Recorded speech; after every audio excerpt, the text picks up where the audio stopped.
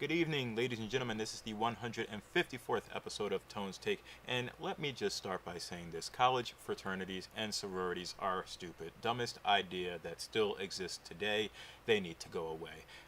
It was made really present, and if you got a chance to see it tonight, I haven't, but I pretty much get the premise of it. Dateline did an expose called the College Fraternity Crisis, and basically they brought in like a whole bunch of parents. I believe that the number was 16 parents who say they lost their son just to college hazing.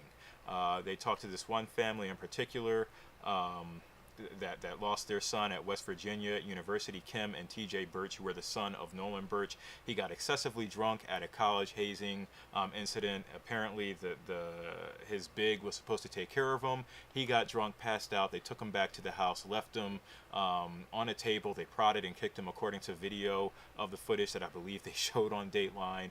And this all happened like way back in 2014, and just as late as this year, they finally reached a settlement with the fraternity, with West Virginia University, and with some of the members of that fraternity, where they were actually able to reach a settlement and I guess get some sort of a monetary sum for what happened. They've also been pressing a lot to reach out and do more.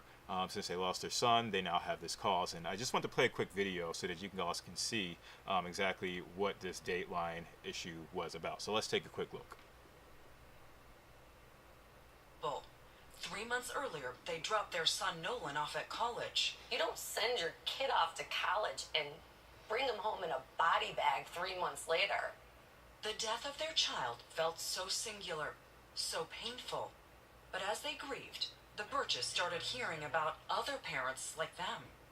Parents who say they've lost a son to hazing. For many, the stories began the same way.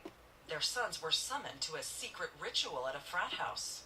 My baby was in pain and alone and dying.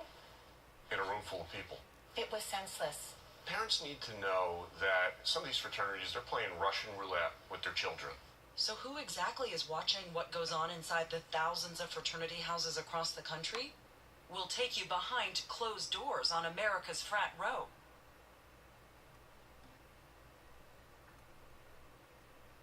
So yeah, that was the episode that was aired tonight, and it focused on many of these parents. As I said, Kim and TJ Birch, if that was their names, I can't remember that quickly.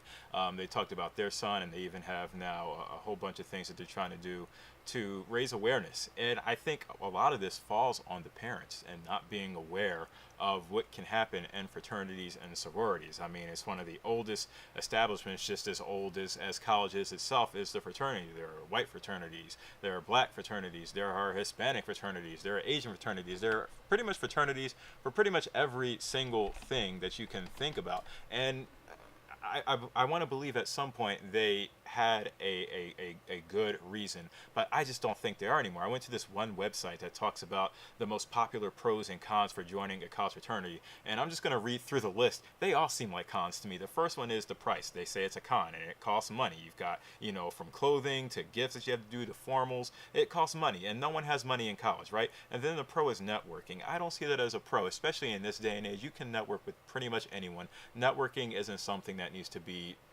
fraternity or sorority specific.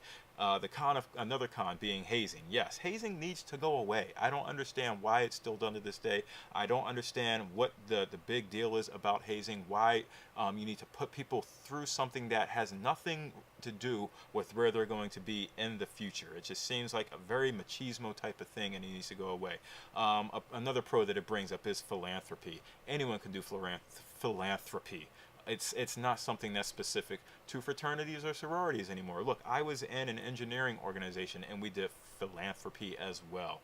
The con, alcohol and drug use, rampant, absolutely rampant in many of these Greek organizations. And 82% of the hazing-related deaths result from binge drinking, which is just ridiculous. Another pro it says is social identity and skill. And it brings up what do 85% of the executives of Fortune 500 companies and 80% of U.S. presidents since 1900s have in common. They were all members of Greek organizations. And that to me just seems like it needs to change in itself. That seems to me like it's a very buddy-buddy scheme, and that it's not really giving everyone a fair share at becoming a CEO or really rising through the ranks. And that in itself needs to change as well.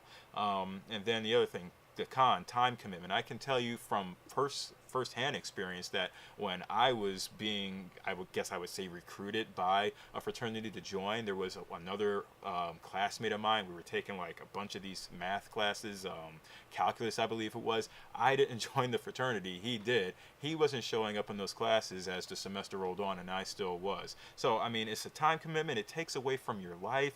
And then another pro they say is embrace diversity. I wouldn't say that, because that's why there are black fraternities to begin with, because, you know, we obviously they need them. So to me, there are really no pros to fraternities or sororities. And again, the hazing that happens, and then just the sexual assaults that happen at many of these fraternities. I mean, the stats are crazy. Fraternity members are 3 times more likely to rape. Fraternity members exhibit higher levels of hypermasculinity, traditional gender roles, and comfort in situations involving female discomfort. There's nothing good about fraternities in my mind. So I ask you all this question: do you agree with me or disagree? Because that's my take. I just believe there's nothing good that comes with fraternities anymore. They should go by the wayside, and they should just completely become something different. They should just be normal organizations open to males and females, just like the Boy Scouts.